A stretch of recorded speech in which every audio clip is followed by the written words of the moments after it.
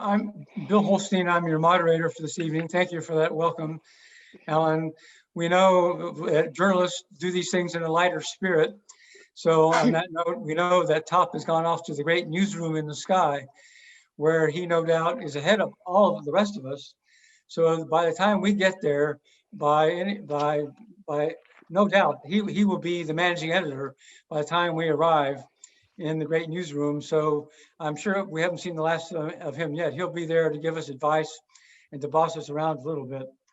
So to begin our evening, we have, on behalf of the family, we have his grandson, Jason Cohn, and then his daughter, Robin Topping. We have two family members who would like to speak now. We have a program that goes for about 22, 24 minutes, and then we'll open it up to everybody. But for right now, we go to Jason Cohn. Jason. Thank you, Bill. And I just want to thank both you and Alan and the Overseas Press Club and the Silurians Press Club for organizing this event this evening.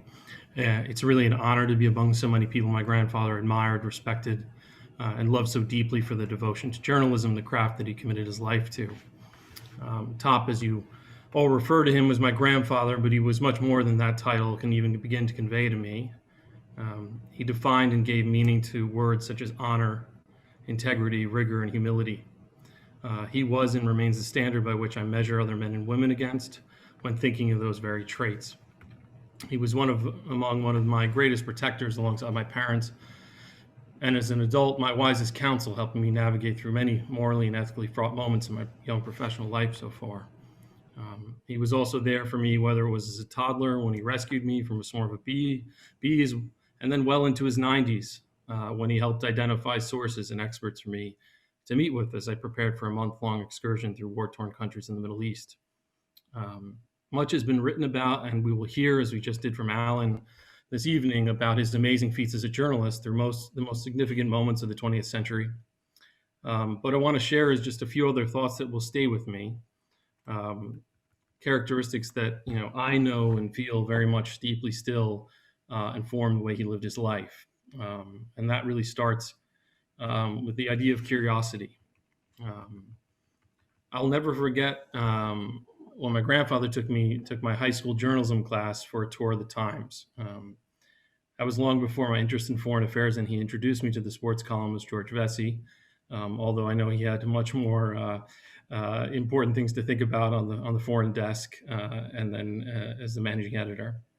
But most of all from that trip, I recall how when we went down into the bowels of the building, the old Times building, down to the printing presses and the loading docks, I was struck by the fact that he knew all of the staff by name.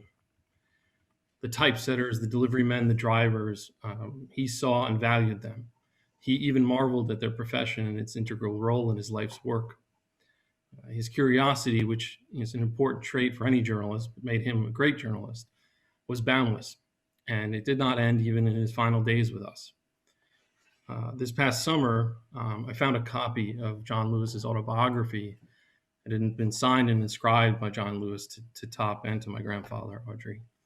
I found it on the shelf this past summer, just a few days after we lost John Lewis, and I had asked to borrow it. And he, gave me the book on condition that I would send it back to him so he could reread the book.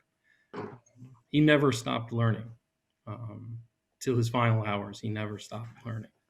And that was born out of just a childlike curiosity for everything that has to do with this world.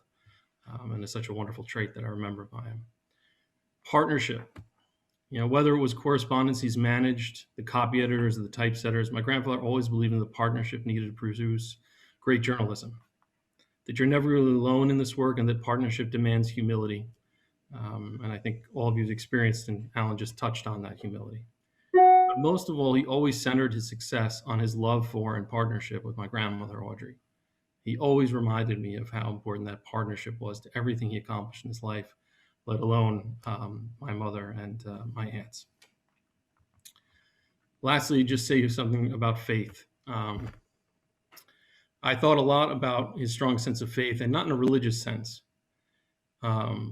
And it had more to do with the fact, this sort of faith that, on a lighter note, that he had an absolutely terrible, almost non-existent sense of direction and must have had an unbelievable faith in himself to have continually marched off time and again into the abyss of some of the far off lands he went on into a pursuit of a story. I, of course, had to read about this in his memoir. Those days were behind him when I was old enough to understand some of those stories. But I often find myself rereading that memoir and consumed by at once by a sense of utter fear at all the things he had done, but then returning to laughter. Because here was a man much smaller in stature than I am today, who had unbelievable courage, unbelievable faith in what his mission was and what he was intending to do. But a lot of that faith was also, as the conversation we've had in recent years before his passing, about the trajectory of this country and the state of journalism in this country, had to do with maintaining a faith in that country and maintaining the faith in the journalism, the craft that he loved so much. At the end of the day, he always maintained that faith of better days, really, in many regards, because of the just faith that he had that resounded in the devotion, commitment, excellence of the many people here in this evening, and the countless other journalists that all of you have schooled and taught and mentored, like he did for so many years. For me, it was his faith in this sense that gave him purpose and clarity about his destination in life, which, as many of us know, started at a very young age. I learned from him and the way he lived that we have to maintain the faith, that sometimes we have to get lost to find our way in this life. And I'll always remember that lesson from him. And I'm just grateful and thankful for all of you for joining us tonight and for the many stories that I'm sure we're going to hear and learn about. So thank you for taking time to share with us and the family. Thank you, Jason.